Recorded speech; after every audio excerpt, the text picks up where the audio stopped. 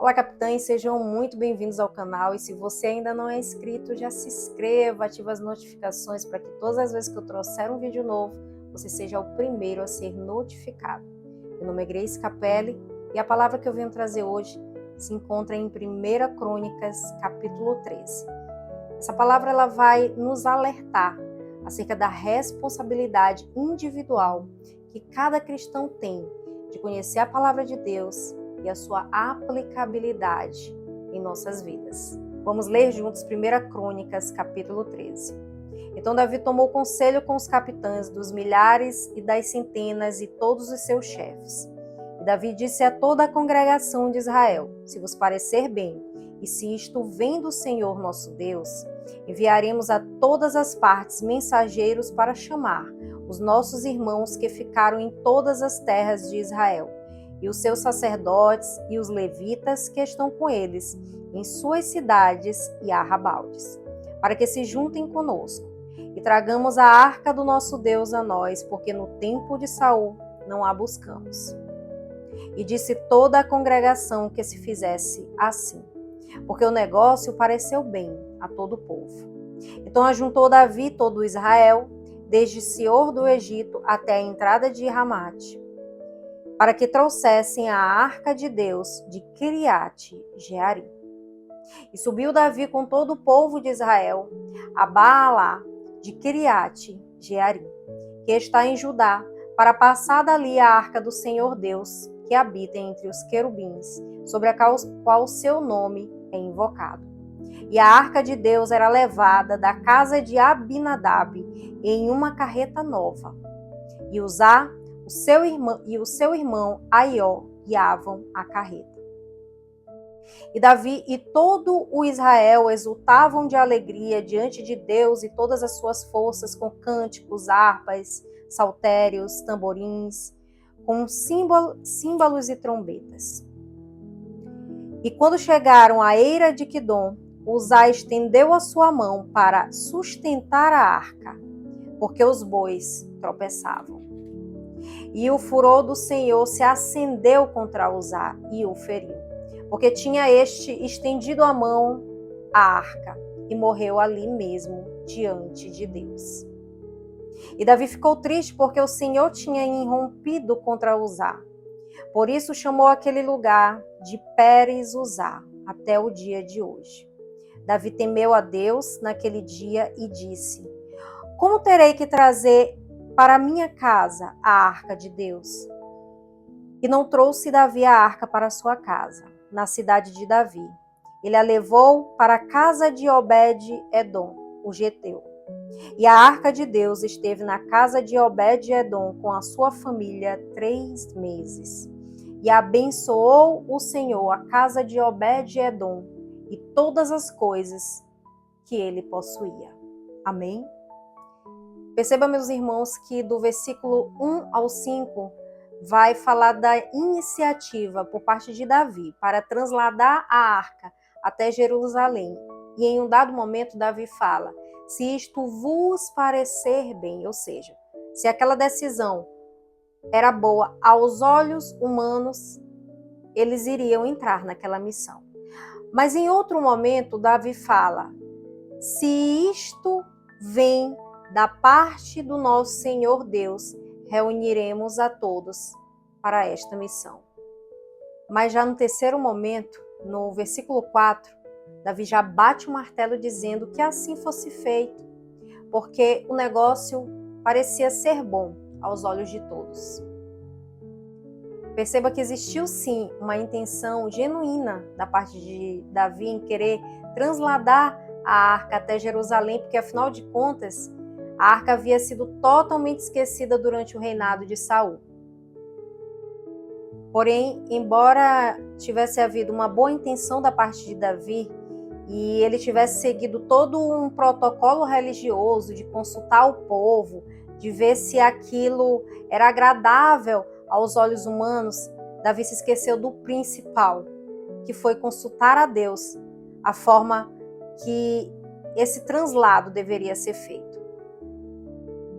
E uma intenção que era boa, bem intencionada e que deveria ser um movimento espiritual, conduzida pelo Espírito Santo, se tornou algo meramente religioso. E já no versículo 7 vai falar que a arca saiu da casa de Abinadab, dentro de uma carreta novinha, sendo guiada pelos irmãos Uzá e Aiô. Aos olhos humanos pode parecer algo de muita honra, levar a arca de Deus dentro de uma carreta nova. Afinal de contas, estamos entregando algo novo para Deus. Mas nós esquecemos que Deus não se importa com carros, cavalos ou qualquer outra coisa instituída pelo homem. Tudo que Deus quer de nós é a nossa verdadeira essência, dentro daquilo que Deus já estabeleceu para as nossas vidas. Esses homens só esqueceram de um detalhe importante, que a arca de Deus ela deveria ser levada nos ombros dos levitas e não em qualquer tipo de transporte.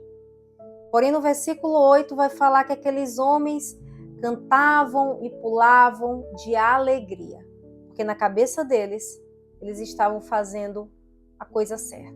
Foi então que no versículo 9, algo inimaginável aconteceu.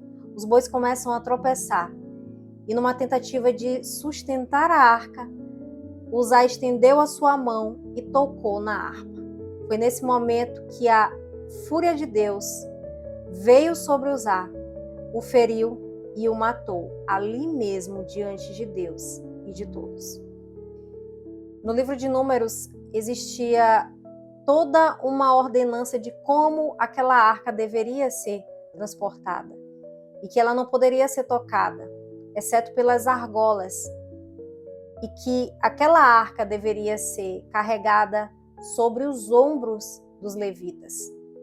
Perceba que aquela tragédia, ela não se iniciou quando Uzá tocou na arca, mas ela se iniciou a partir do momento quando aqueles homens decidiram por conta própria fazer um transporte daquela arca totalmente diferente daquilo que Deus já havia estabelecido.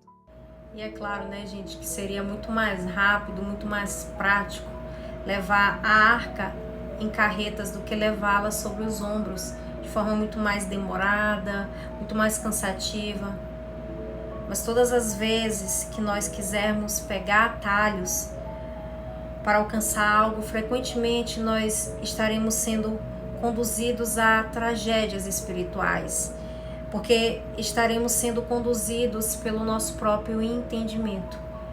E todas as vezes que nós seguimos o nosso próprio coração, estaremos indo contra a vontade de Deus. E depois disso tudo, o interessante é que no versículo 12, vai dizer que Davi temeu a Deus naquele dia e disse: como terei que trazer para minha casa a arca de Deus? Foi então que Davi levantou esse questionamento. E ao invés dele levar a arca para sua casa, ele a deixou na casa de Obed-Edom e ficou por lá durante 3 meses. E durante esse tempo, o Senhor abençoou a casa de Obed-Edom em tudo, em todas as coisas. Veja então que foi necessário uma tragédia acontecer para que Davi viesse colocar diante de Deus e questionar sobre a forma correta do qual ele deveria transladar aquela arca. Se formos analisar aqui todo o contexto, Uzá ele foi morto por ter obedecido a Davi sem questionar, porque afinal de contas ele poderia ter questionado a Davi, porque Uzá era filho de Abinadab, onde aquela arca havia ficado por um longo período. Então, para todos os efeitos, Uzá ele sabia dos costumes, ele sabia de todos os cuidados que deveria se ter no translado daquela arca. Porém, Uzá ele se deixou levar pelos costumes da nova era, que trazia praticidade, mas o afastava da vontade de Deus. Então, meus amigos, essa palavra ela vem nos alertar também para que sejamos conhecedores da palavra de Deus, para que possamos questionar o falso evangelho, as práticas erradas e as falsas doutrinas que vêm aumentando dentro das igrejas. Você e eu, nós temos o papel de questionar líderes que hoje estejam pregando o falso evangelho. Nós não devemos nos calar e aceitar tudo que vem até nós como sendo uma verdade absoluta. Nós devemos ser estudiosos da palavra de Deus, termos uma conexão com Deus, para que a gente venha ter os nossos olhos espirituais abertos e para que possamos, dentro do entendimento da palavra de Deus, possamos questionar e até mesmo derrubar falsas doutrinas. Que possamos ser cristãos que se colocam diante de Deus para consultá-lo. Qual a forma correta de fazer? Deus, ele não se preocupa apenas com o alvo. Ele se preocupa também com o caminho. Não se esqueça que no caminho do milagre, curas são liberadas. Como foi no caso de Jesus, quando ele foi encontrar a filha de Jairo. Naquele caminho, aquela mulher que já sangrava há muitos anos, tocou na orla do manto de Jesus e ela foi curada. Então Jesus, ele não se preocupa apenas com o alvo, ele se preocupa também com o caminho, com a forma de fazer. É preciso que haja propósito em cada passo do caminho. Não se distraia com os padrões deste mundo, porque nem tudo que traz a alegria nos conduz à nossa salvação. Faça o certo do mesmo modo como Obed-Edom foi abençoado em tudo, você também será. Os tempos são novos, mas a palavra de Deus, ela é imutável. Amém?